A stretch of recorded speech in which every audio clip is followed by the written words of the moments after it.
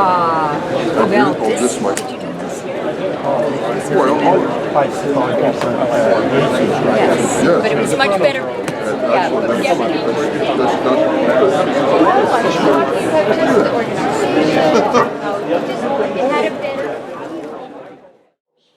I'm Robert Dalton Harris. I've been a dealer for almost 50 years, and most of that in something that we would be calling Ephemera. Now I'm representing the business firm Agatherin. My partner is Diane DeBlois, who will be our second to speak. And we're all members, have been practically charter members of the Ephemera Society of America.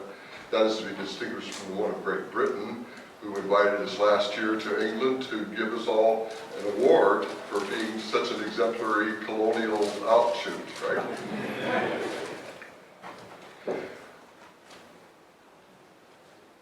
The Library of Congress indexing protocols indicate that postage stamps belong under the general category of ephemera.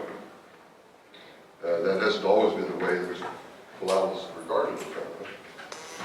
But that's the way it is with respect to the Library of Congress, and they set the standards. Back in 1857, the Library of Harvard remarked that there were many people who were wanting such resources, but there was no institutional collection of the things which he called then in 1857 ephemera, and he was getting diaries and almanacs and letters and the like, that it had yet to dawn upon institutions that those kinds of things were collectible and usable for legitimate research. We're going to correct some of those impressions.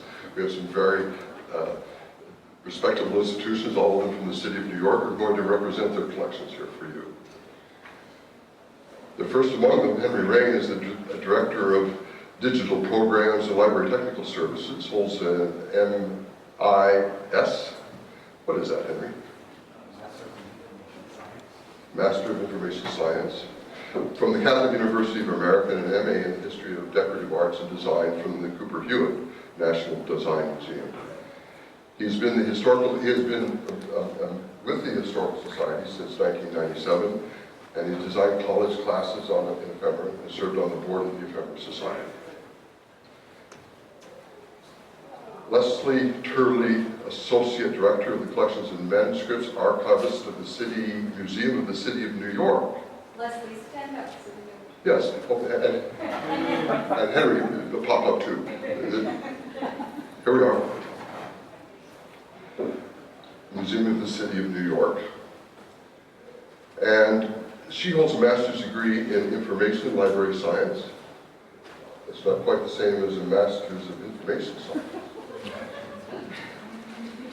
With certificates in archival studies and museum librarianship and practice. She joined the museum as the manuscripts and reference archivist in 2010, and now oversees grant-funded collections projects and staff, including the digitization project. Melanie Meyers, Melanie, please stand up. This is going to distract me. Melanie Meyers is Senior Reference Services Librarian for the Special Collections of the Center for Jewish History in New York City. She is also an instructor at the Palmer School of Library and Information Science at Long Island University. Miranda Teresa Mims. Miranda is an archivist at the Schomburg Center for Research in Black Culture in the Manuscript Archives and Rare Book Division of New York Public Library. She holds an MIS from the Catholic University and a master's from Howard in African Studies and International Relations. She previously worked in the library for the Department of Semitic and Egyptian Languages and Literature and its Institute of Christian Oriental Research at the Catholic University. Arlene is Historical Collections Librarian at the New York Academy of Medicine. She previously worked in libraries at the University of Rochester. Rush-Rees? Yeah? Good. And the Historical Society of Pennsylvania, Reed College, Indiana University, and St. Louis Community College. Since 2001, she has made New York's collections more visible, appearing, for instance, on the WNYC show, Radio Lab. I've heard of that. Yeah. With a segment focused on the way in which the brain and the stomach communicate. I hope we're past that for the moment. The brain and stomach communicating part. And Jane Rogers Siegel is the Rare Book Librarian at the Rare Book Room and Manuscript Library at Columbia University, where she has worked for 30 years. Sorry, it's a long time to work.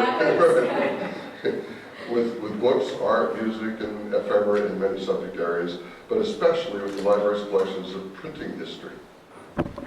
She has curated exhibitions in diverse topics, including papermaking, the history of Columbia's collecting of Middle Eastern books and manuscripts and artist books, and has spoken on artist books, book illustration, and color printing, and also has been researching Columbia Library history, especially lady librarians from the 1880s to World War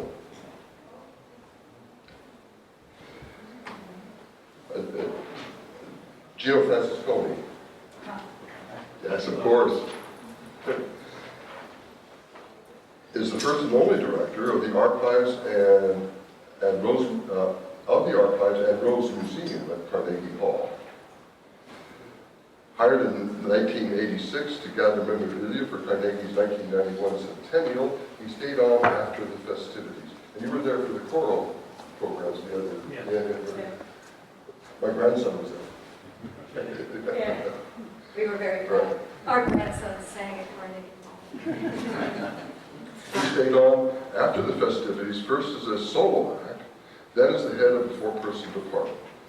Sometimes when he wants a little break, Gino Francesconi leaves his office at 7th Avenue and 57th Street and strolls outside to eavesdrop on the tourists. It's a lot of fun, I guess we all know that. And if the moment is right, invite them in. That's the way to do it. Yeah. And to show them the main stage.